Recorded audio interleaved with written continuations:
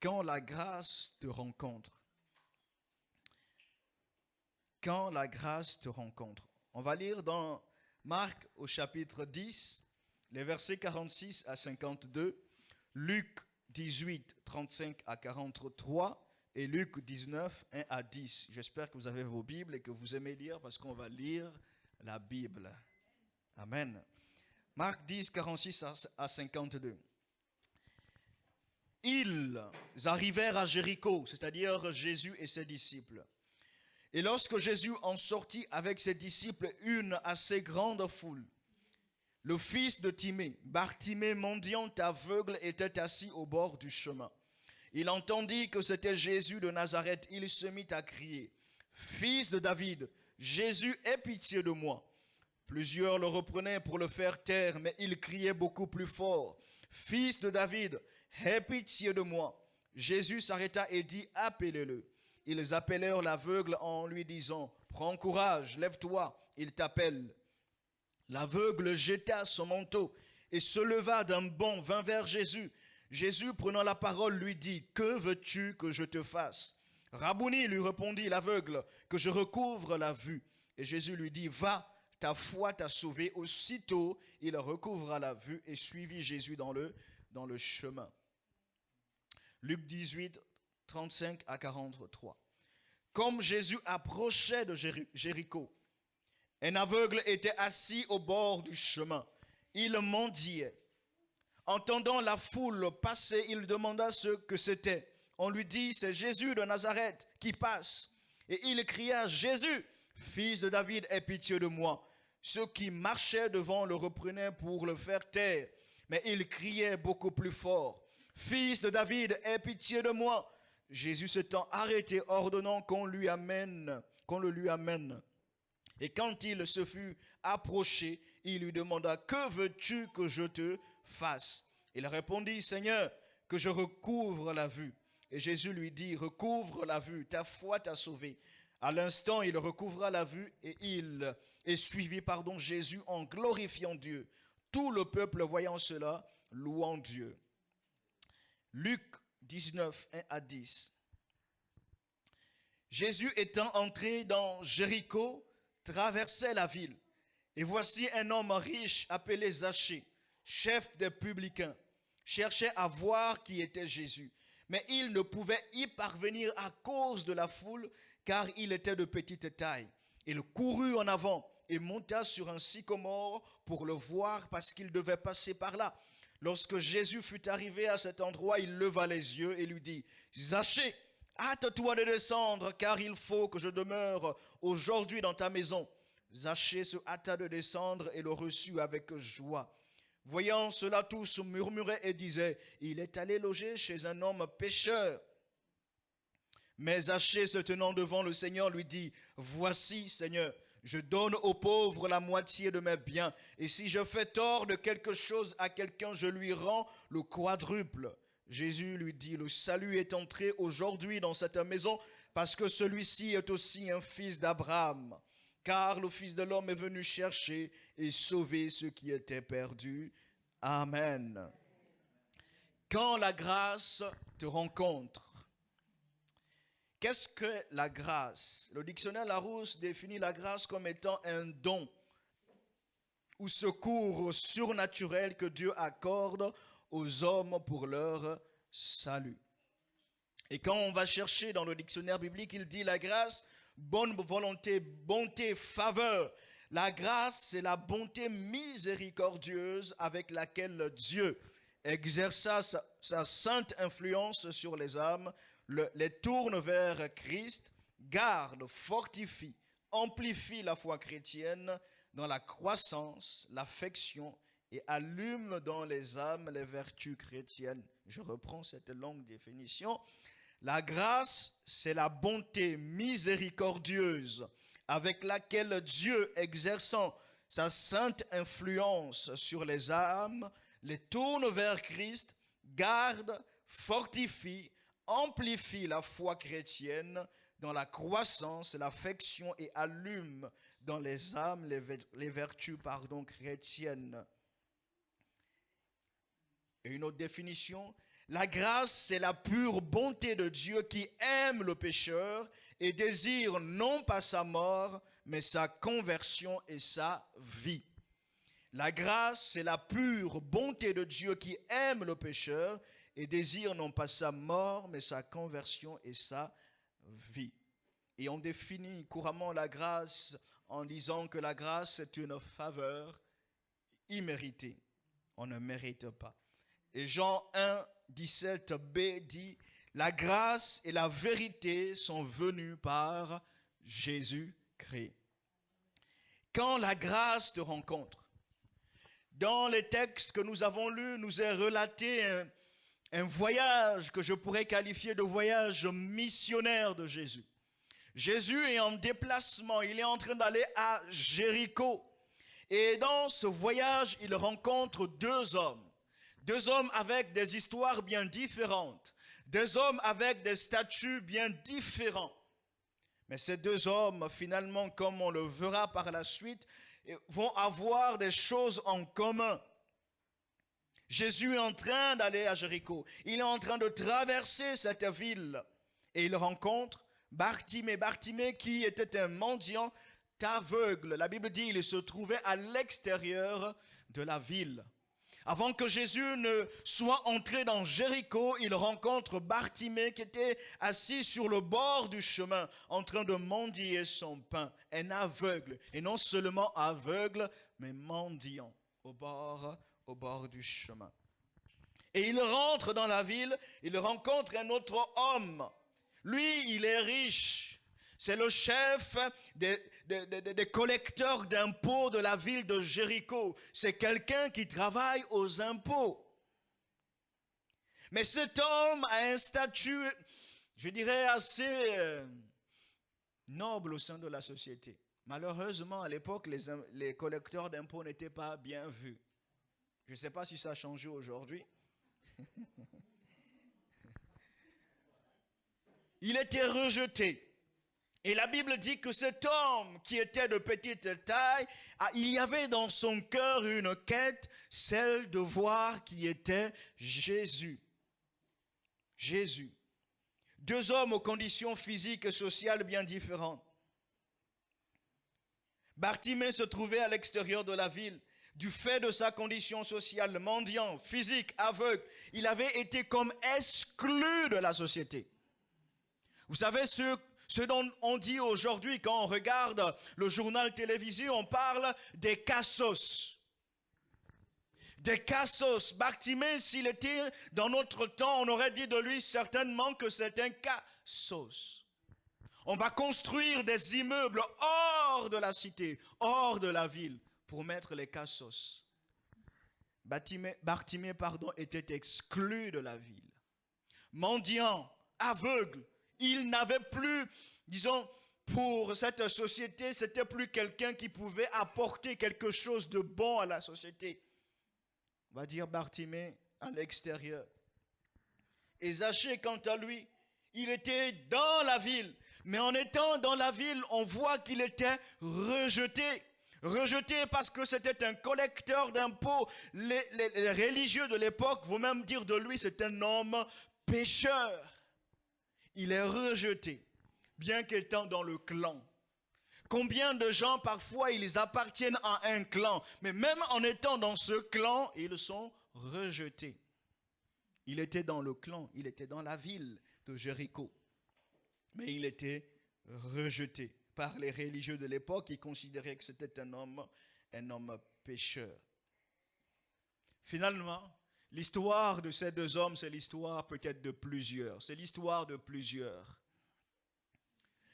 De plusieurs, certains peut-être qui financièrement ne sont pas comme Bartimée.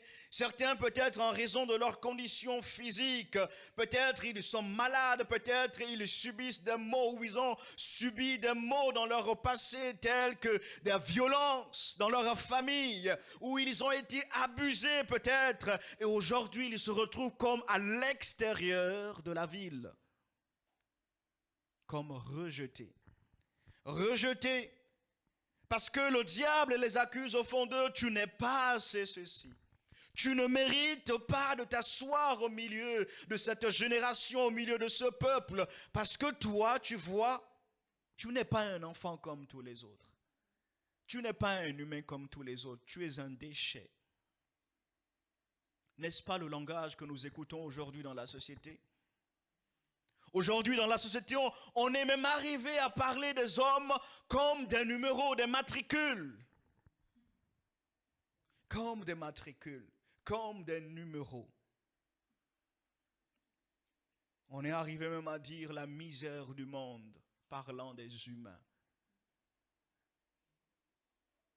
La misère du monde, parlant des humains. Pour d'autres, vous avez un bon statut social. Votre frigo est toujours au plein. Votre compte bancaire ne souffre jamais de inférieur à 0. Vous avez un statut que quiconque pourrait envier, mais malheureusement au fond de votre cœur, vous êtes rejeté. Vous êtes vide. Vous êtes vide. Certains, du fait de leurs conditions sociales et physiques défavorables, ou même par rapport à leur passé, comme on l'a dit, sont exclus de la société. Ainsi, le bonheur, la joie, c'est comme quelque chose de lointain. De ça, c'est pas pour moi, jamais. Il y a même certains, quand on les écoute, ils disent « Jamais je ne connaîtrai le bonheur. Jamais je ne connaîtrai l'amour de par ce qu'ils ont pu vivre dans le passé. » D'autres sont riches, ils ont de belles voitures, de belles maisons, mais cependant, ils arrivent à la réalité que l'argent ne fait pas le bonheur. Et ils sont misérables au fond de leur cœur. Ils sont misérables au fond de leur cœur. Rappelons que ces deux hommes dont les conditions physiques, sociales étaient totalement différentes, avaient un profond désir dans leur cœur, celui d'être au contact de Jésus. Bartimée, il entend dire que l'effervescence autour de lui, les bruits qu'il entend autour de lui, c'est parce que le Christ, le Seigneur Jésus est sur ce chemin. Et Bartimée se dit en lui-même, aujourd'hui, c'est aujourd'hui. Aujourd'hui, ce ne sera pas comme hier, parce qu'aujourd'hui, je veux saisir la grâce de Dieu. La Bible dit, il va se mettre à crier. Et ceux qui sont devant cherchent à le faire taire. Il dit, il crie beaucoup plus fort. Il est déterminé dans sa quête. Zachée, lui, il sait que s'il se présente au milieu de la foule, il va peut-être être lapidé. Quelqu'un va peut-être venir lui dire, mais écoute, la dernière fois tu m'as prélevé 5% alors que tu devrais me prélever 2%. Alors pour éviter d'être lapidé, pour éviter d'être hué, il va choisir de monter sur un sycomore pour espérer voir qui était Jésus. Pour espérer voir qui était Jésus. Scientifique, vous connaissez bien Pascal, je l'ai cité ici, il dira, il y a dans le cœur de l'homme un vide en forme de Dieu que Dieu seul peut combler. Dieu a mis dans le cœur de l'homme la pensée de l'éternité, chers amis, que vous ne pourrez jamais combler de par vos possessions. Jamais. Il y a ce vide dans le cœur de l'homme, en forme de Dieu que Dieu seul peut combler. Jésus traverse la ville en allant au contact de Bartimée et de Zachée. Jésus traverse la ville en allant auprès de ceux qui sont rejetés. Jésus traverse la ville en allant auprès des cassos de la société. Jésus traverse la ville. Et la Bible nous dit que ce même Jésus qui allait au contact de Bartimée et de Zachée, il est présent au milieu de nous. Si Jésus était en 2024, il ne serait pas dans les palais, il ne serait pas dans les repas présidentiels ou autres, il serait près des pauvres, près des personnes rejetées, près des personnes à qui on dit c'est des cassos. Jésus serait là-bas, en train de manger avec eux, en train de leur annoncer la bonne nouvelle de l'évangile. Amen. Acte 10, 38 dit, c'est l'apôtre Pierre, vous savez comment Dieu a oint du Saint-Esprit et de force Jésus de Nazareth, qui allait de lieu en lieu, faisant du bien et guérissant tous ceux qui étaient sous l'empire du diable. Car Dieu était avec lui. Il allait de lieu en lieu, il guérissait tous ceux qui étaient sous l'empire du diable. Tous ceux qui étaient sous l'empire du diable, Jésus allait de lieu en lieu, il les guérissait. Ce Jésus est encore présent aujourd'hui. Ce Jésus est encore là. Chers frères et sœurs, chers amis, il y a dans ce monde deux royaumes possibles, malgré les frontières qui existent entre les différentes nations. Il y a le royaume de Dieu et le royaume des ténèbres. Il y a le royaume de Dieu et le royaume des ténèbres. Soit tu es dans le royaume de Dieu, soit tu es dans le royaume des ténèbres. On ne peut pas être dans ces deux royaumes en même temps. C'est un choix, c'est une décision. Il n'y a pas de binationalité dans ces choses, frères et sœurs.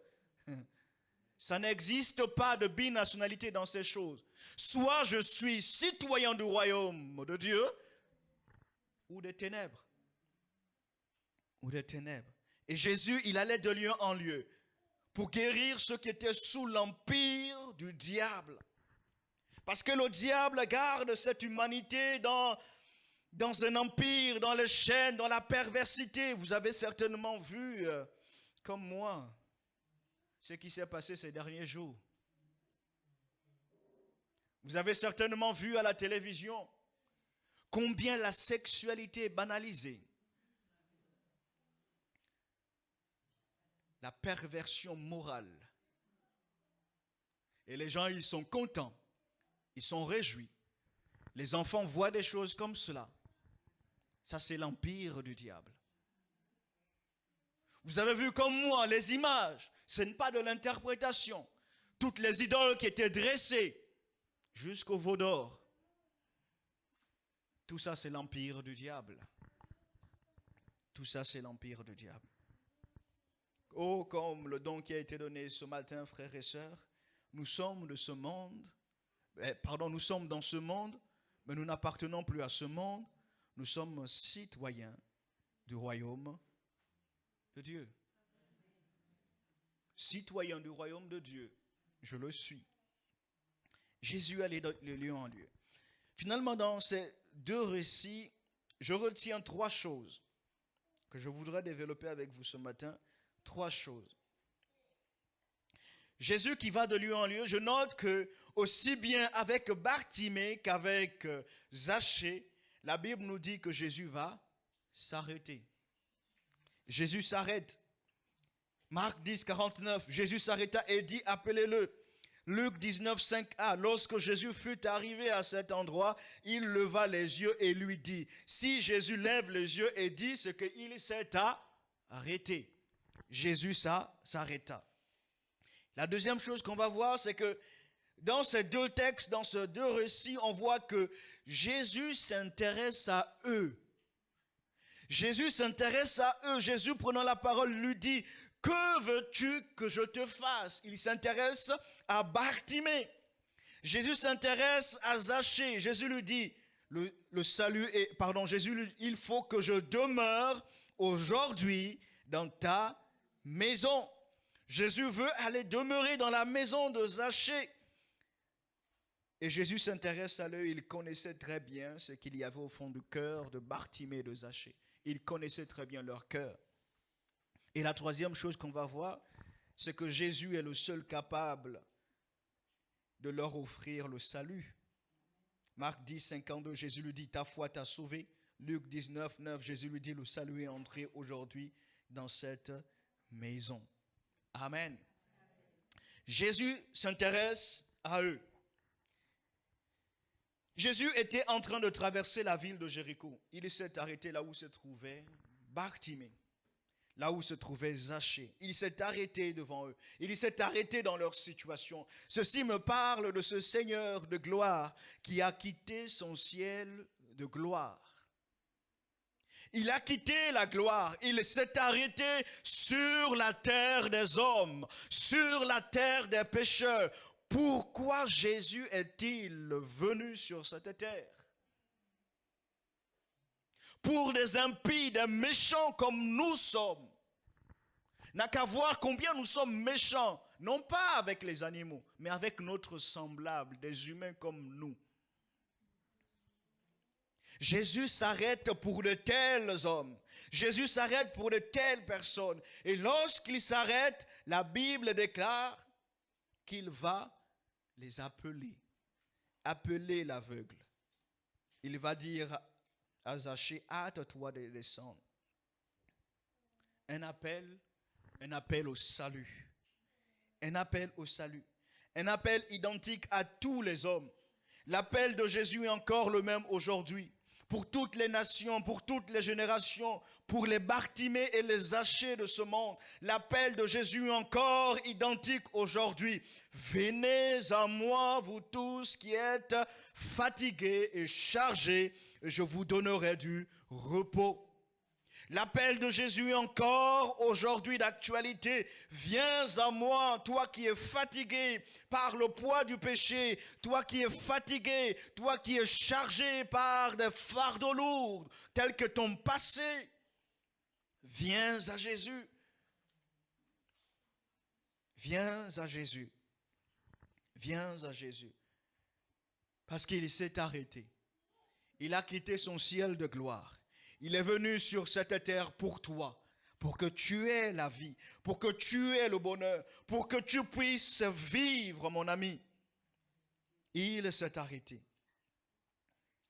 Cependant, on remarque que comme Bartimée, quand Jésus l'appelle, il y a, ou du moins quand il crie au secours, il y a des choses qui sont là pour faire obstacle, pour l'empêcher de saisir la grâce. Plusieurs voulaient le faire taire. La Bible dit que Bartimée va jeter son manteau pour aller vers Jésus. La Bible dit que Zachée, en raison de sa petite taille, va monter sur le sycomore. Mais quand Jésus va lui dire, hâte-toi de descendre, il va descendre. S'il était resté sur le sycomore, il n'aurait pas eu cette communion avec le Christ. Bartimée, s'il était resté assis sur le bord du chemin, il n'aurait pas eu cette communion avec le Christ. Il y a des choses qui sont là pour t'empêcher d'aller vers Jésus.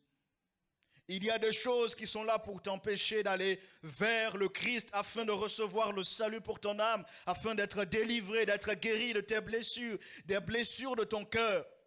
Et parmi ces choses, il y a la religion ou encore la tradition. J'ai noté, la religion, c'est l'ensemble des moyens, règles et méthodes que l'homme met en œuvre pour aller vers Dieu. La religion, c'est l'ensemble des moyens, des méthodes, des règles que l'homme met en œuvre pour aller vers Dieu. Comme Zachée. Il veut voir qui est Jésus. Mais pour voir qui est Jésus, il va monter sur un sycomore. Il va monter sur un sycomore. Mais Jésus ne veut pas que Zachée reste sur le sycomore. Jésus ne veut pas avoir une relation avec Zachée sur un sycomore. Il dit, hâte-toi de descendre, car il faut que je demeure aujourd'hui chez toi. Jésus ne veut pas d'une religion, mais d'une relation personnelle. Jésus ne veut pas d'un ensemble de règles qui te mettent sur ton cou un joug lourd à porter, mais il veut une relation personnelle avec toi. Il veut une communion personnelle avec toi. Et c'est ce dont nous prêchons. Je ne suis pas en train de prêcher une religion chrétienne, parce que moi-même je ne suis pas un religieux. Je suis en train de prêcher une communion avec le Christ, parce que moi-même je suis en communion, union avec le Christ Jésus. Union avec le Christ Jésus. Hâte-toi de descendre de ton sycomore. Hâte-toi de descendre de toute la religiosité. On entend souvent des discours. Mon père était catholique. Ma grand-mère était catholique. Mon arrière-arrière-grand-mère était catholique. Toute ma famille catholique, on mourra catholique. Ça, c'est la religion. Descends de ton sycomore. Descends de ton sycomore. Et reçois le Christ dans ta maison comme Zachée. Un autre élément qui peut empêcher l'homme que tu es ou la femme que tu es de rencontrer le Christ, C'est le poids de la condamnation ou les accusations du diable. Tu as trop péché. Le Seigneur ne peut pas te pardonner. Franchement, tu as vu ta vie. Tu as vu tout le mal que tu as fait. Ceux qui reprenaient Bartimée estimaient que Jésus, ce n'était pas pour lui. Estimaient que Bartimée, tu es mendiant, tu es aveugle. Ce n'est pas pour toi, Jésus, Bartimée. Jésus, ce n'est pas pour toi, Bartimée. Continue de mendier. Peut-être que tu auras un morceau de pain. Qui sait? Peut-être qu'aujourd'hui, tu auras du poulet. Il voulait le faire taire. Mais la Bible dit, Bartimée va crier encore beaucoup plus fort. Parce que Jésus est venu pour sauver les perdus. Bartimée se considère comme un perdu. Parce que sa vie il n'a pas de but, il est dans la misère. Alors il se considère comme un perdu. Et si c'est un perdu, alors Jésus est pour lui. Jésus est venu pour ceux qui sont malades. Jésus, prenant la parole, leur dit, ce ne sont pas ceux qui se portent bien qui ont besoin de médecins, mais les malades. Mais les malades. Tu es sur le poids des accusations du diable, des condamnations du diable. Sache ce matin que Jésus, c'est pour toi. Sache ce matin que Jésus, c'est pour toi. Jésus est venu pour ôter cette condamnation. Jésus est venu pour ôter ce lourd fardeau qui te maintient courbé, afin que tu lèves la tête et que tu vois des jours heureux arriver par la grâce du Seigneur. Autre chose qui peut t'empêcher de saisir le Christ encore ce matin, le rejet ou la peur du regard des autres. Bartimée et Zachée étaient tous deux des hommes rejetés. Rejetés par la société, rejetés par les religieux. Et parfois le diable viendra te dire, mais ta famille, écoute, ils sont dans telle tradition. Mais si tu abandonnes cette tradition, qu'est-ce que les gens diront de toi? Qu'est-ce qu'ils penseront de toi? Tes amis, qu'est-ce qu'ils penseront de toi? Et ils vont certainement te rejeter. Ton meilleur pote, qui est le plus grand des moqueurs, il va te dire, Satan va te dire, mais tu vois ton ami, il va se moquer de toi et tu ne pourras plus jamais sortir. Et par la peur de la moquerie ou du rejet, il y en a qui passent à côté. Jésus a dit dans Jean 6, 37, « Tous ceux que le Père me donne viendront à moi, et je ne mettrai pas dehors celui qui vient à moi. » Vaut mieux pour toi être rejeté des hommes que d'être rejeté du Seigneur.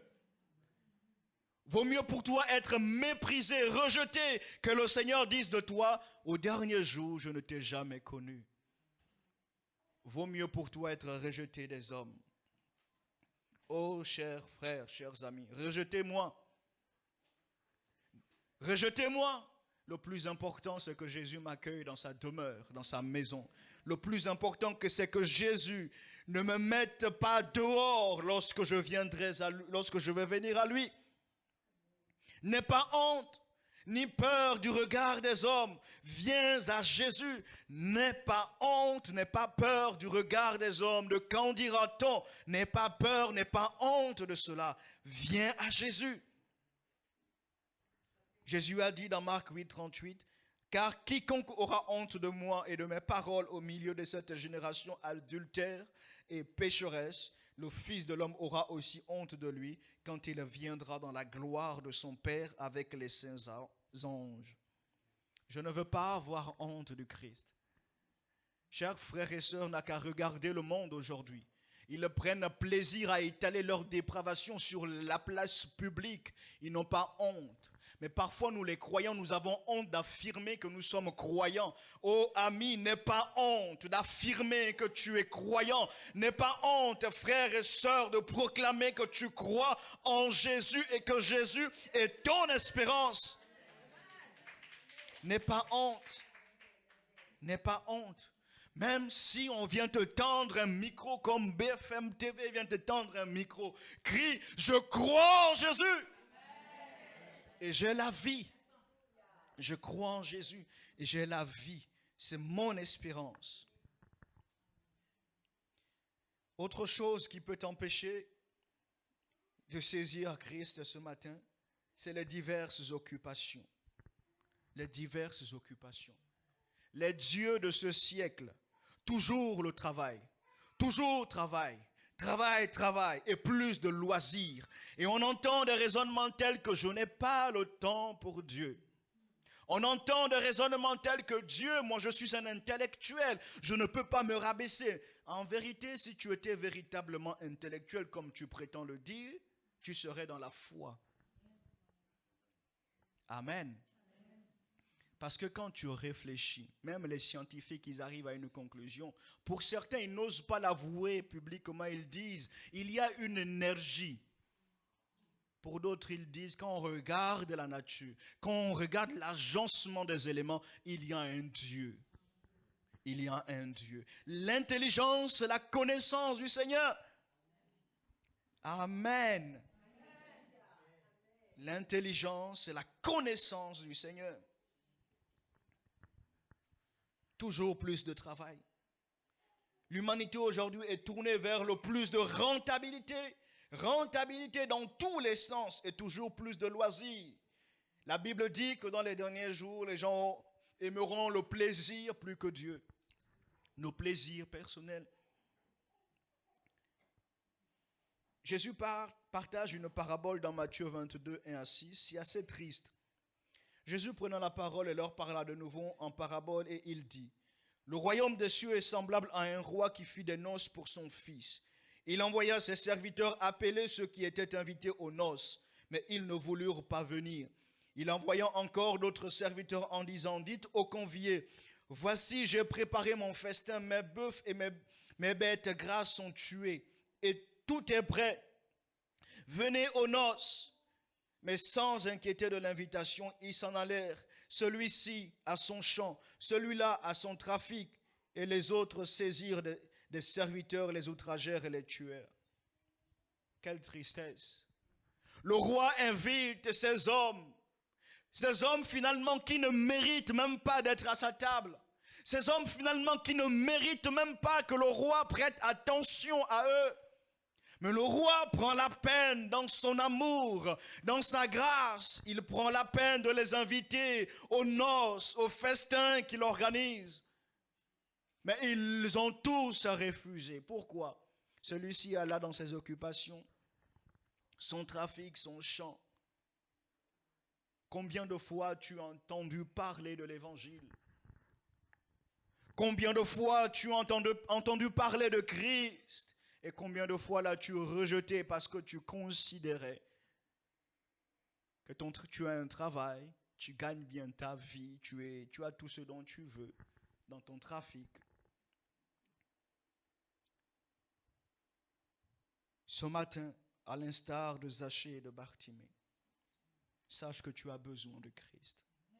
Sache que tu as besoin de Jésus. Il y a beaucoup d'appelés, mais peu d'élus. Dieu appelle toute l'humanité au salut. L'appel du salut concerne tous les humains sur toute la surface de la terre. Mais il y a peu d'élus.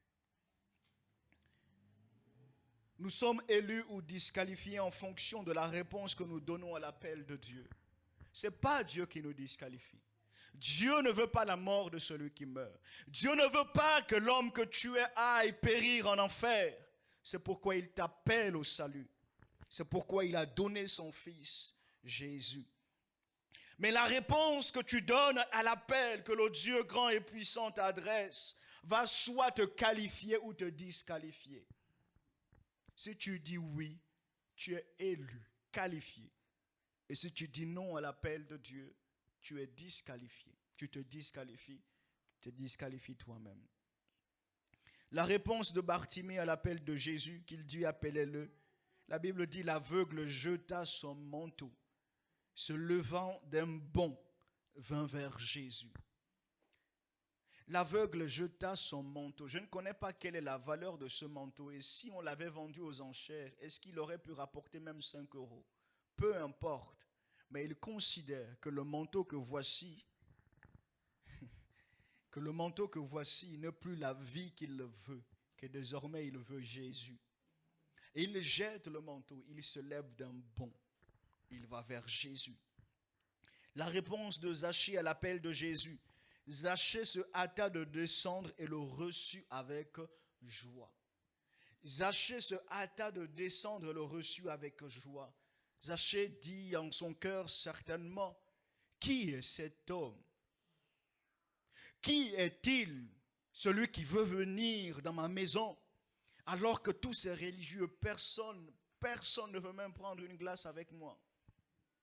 Mais Jésus, lui, veut entrer dans ma maison. Il se hâte de descendre. Le deuxième point, frères et sœurs, Jésus s'intéresse à chacun d'eux. Jésus est la solution aux problèmes qui frappent l'humanité. Jésus a le pouvoir de répondre aux besoins fondamentaux de l'homme. L'homme trouve son être en Jésus-Christ. Il est le seul capable de donner la vue et de rétablir l'homme dans son identité originelle. Il est le seul capable de faire cela. Il est le seul capable d'opérer cela. Nous l'avons chanté ici. La quête la plus profonde de Bartimée était de voir Jésus. Raison pour laquelle il dira au Seigneur, Rabouni. Zachée, lui, c'était de savoir qui est ce Jésus dont j'ai entendu parler. Et finalement, ça ne se voit pas comme cela, mais les deux ont un problème commun. C'est l'aveuglement. C'est l'aveuglement. Bartimée, pauvre, mendiant et aveugle. L'autre, il est riche, chef des collecteurs d'impôts, mais il est aveugle. En quoi est-il aveugle? Bien que voyant physiquement, Bartimée, il est aveugle. Son aveuglement réside dans le fait qu'il avait pensé avancer dans la vie et être véritablement heureux en amassant plus de richesses. Même s'il fallait outrager ou voler. C'est pourquoi quand Jésus rentre dans sa vie, la première chose qu'il fait, il dit, si j'ai fait du tort, je donne des biens, etc. Il y a une repentance sincère. Parce qu'il se rend compte finalement qu'il avait mis toute son espérance dans les richesses.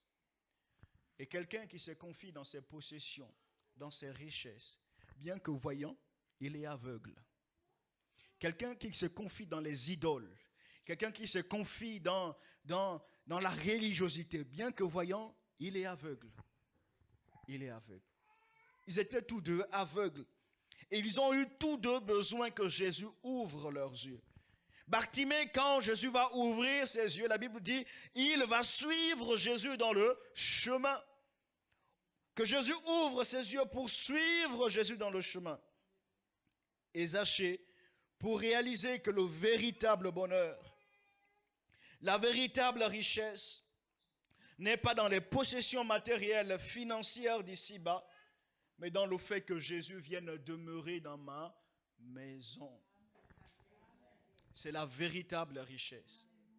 Dans le fait que Jésus vienne demeurer dans mon cœur, dans le fait que désormais je suis devenu une habitation de Dieu en esprit. Le véritable bonheur, la véritable joie ne se trouve pas dans les richesses de ce monde. Oh, toi qui cours après la richesse, ne vois-tu pas ces hommes riches qui se suicident?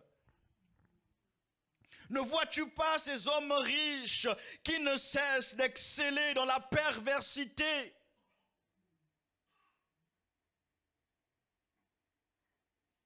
Ne vois-tu pas ces hommes riches qui, lorsqu'ils ferment la porte de leur chambre, sont troublés dans leur cœur?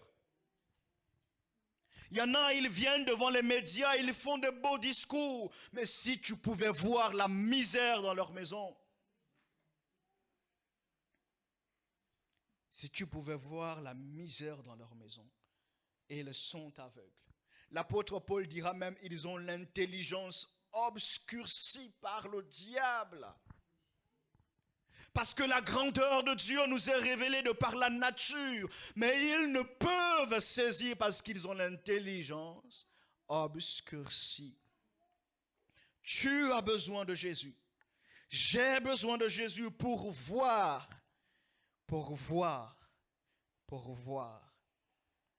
David dira, oui, le bonheur et la grâce m'accompagneront. Si le bonheur et la grâce peuvent l'accompagner, c'est parce qu'au verset 1, il a dit, l'Éternel est mon berger. Si le bonheur et la grâce peuvent être ses meilleurs amis, c'est parce qu'il a dit au verset 1, l'Éternel est mon berger. Le bonheur véritable se trouve dans le Christ, en Jésus.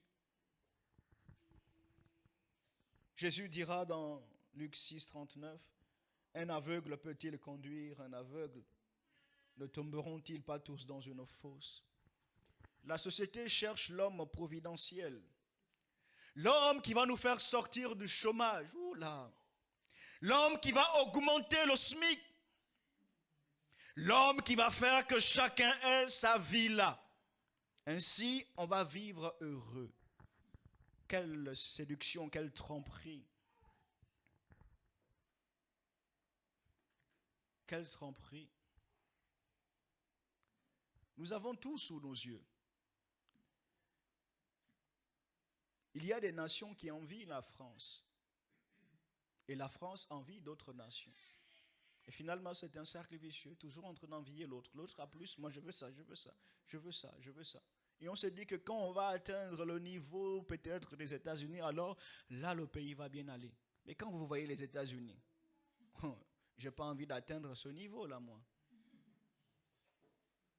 Parce que toute la dépravation que l'on voit aujourd'hui, ça vient de là-bas.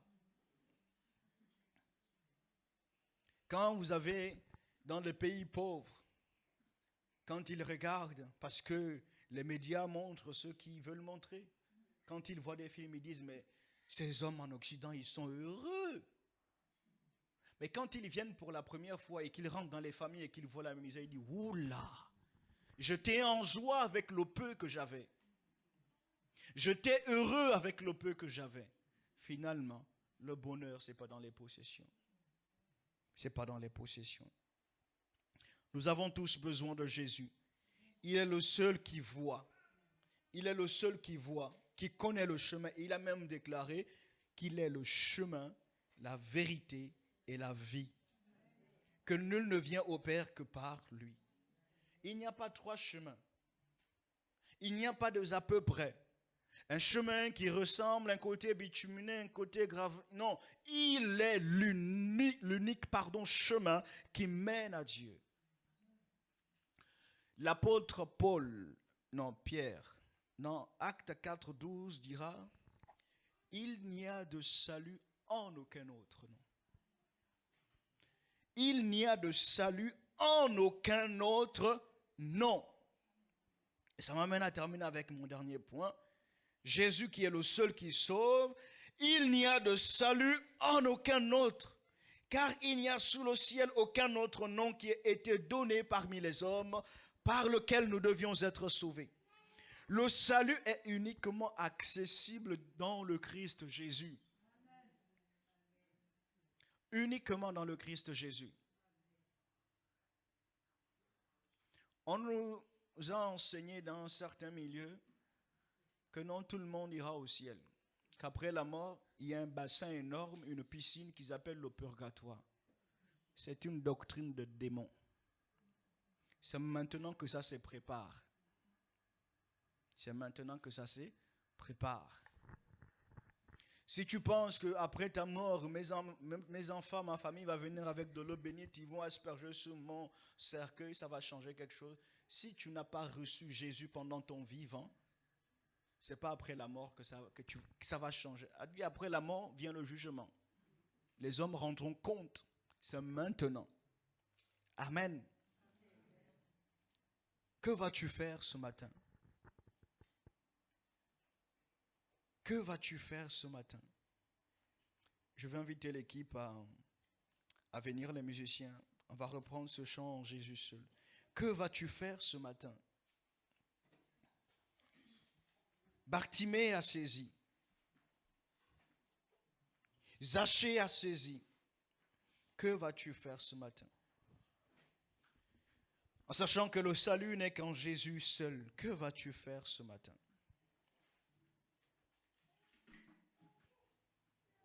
Quelle va être ta décision ce matin? Jésus, ce matin, comme il était en train de passer sur cette ville de Jéricho, il est en train de passer au milieu de nous ce matin. Il connaît le fond de ton cœur. Il connaît le fond de ta pensée. Il connaît ton histoire. Rien n'échappe à son contrôle. Il sait que tu as été violenté.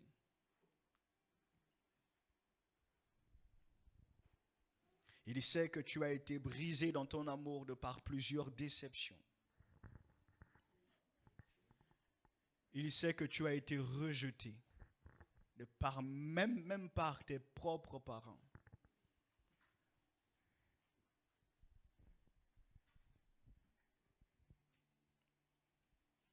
Il sait que tu te confies dans tes richesses.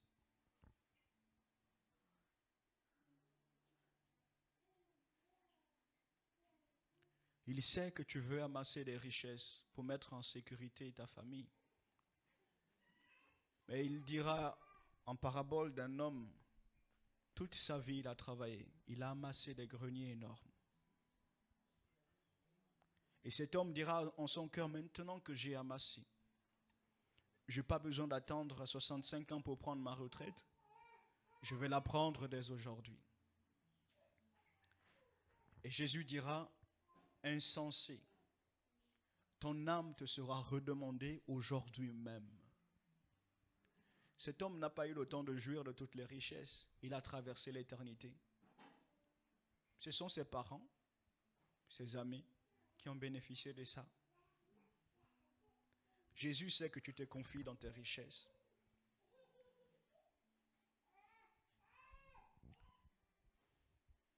Mais comme cela a été partagé, tu ne trouveras jamais le bonheur dans tes possessions matérielles et financières. Jésus, ce matin, il veut comme Zachée. Comme il a donné à Zachée, il veut te donner la vie. Et il dira à Zachée, aujourd'hui, le salut est entré dans cette maison.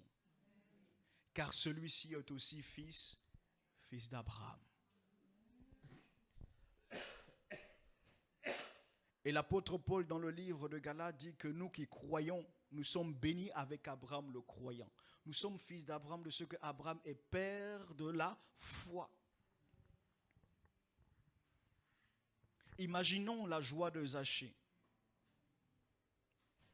Après avoir écouté longtemps les religieux lui dire, mais toi, Abraham, jamais il ne pourra être ton père. Après avoir écouté les religieux lui dire, mais toi, jamais, avec tout le mal que tu nous as fait, jamais Abraham ne sera ton père.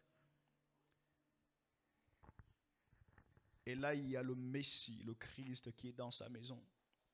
Et lui dit, Zachée, je te rétablis dans ton identité. Je te rétablis dans ton identité, toi aussi. Parce que le salut est entré dans ta maison, toi aussi tu es fils d'Abraham. Tu as le choix ce matin. Confesser tes péchés. Si tu confesses de ta bouche le Seigneur Jésus, et si tu crois dans ton cœur que Dieu l'a ressuscité des morts, tu seras sauvé. De reconnaître que tu es un homme, une femme pécheur. De croire que Jésus est mort et ressuscité pour toi et qu'ainsi il pardonne ton péché, tes péchés. Car c'est par la grâce que vous êtes sauvés, par le moyen de la foi, et cela ne vient pas de vous, c'est le don de Dieu. Si tu pratiques cela, la confession de tes péchés, la foi en Jésus, si tu pratiques cela ce matin, je peux t'assurer qu'à l'instar de Bartimée, qu'à l'instar de Zachée, toi aussi tu seras délivré de cette cécité spirituelle, de cet aveuglement spirituel. Et tu ne marcheras plus jamais dans les ténèbres. Parce que Jésus a dit dans Jean 8, 12, « Je suis la lumière du monde.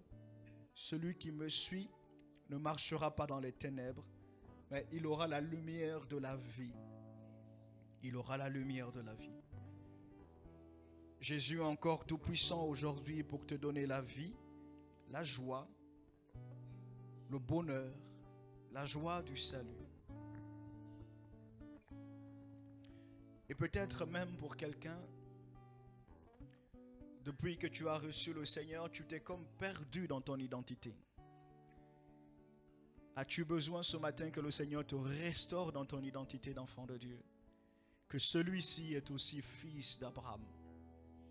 Et que tu le sentes finalement, le Seigneur te le dire à toi.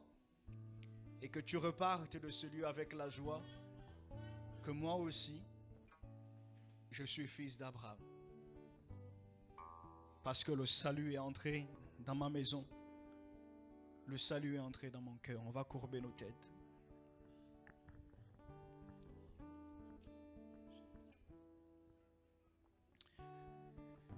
Y a-t-il quelqu'un ce matin qui veut dire,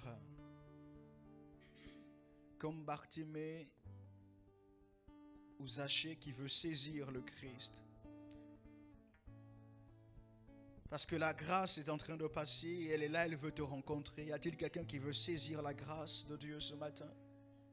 Si tel est ton cas, je t'invite à ta place à te tenir debout. Simplement.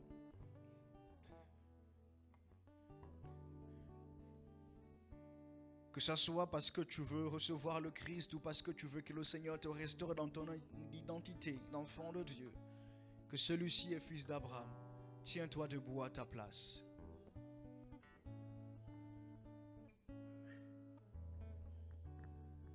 Nous avons nos yeux fermés.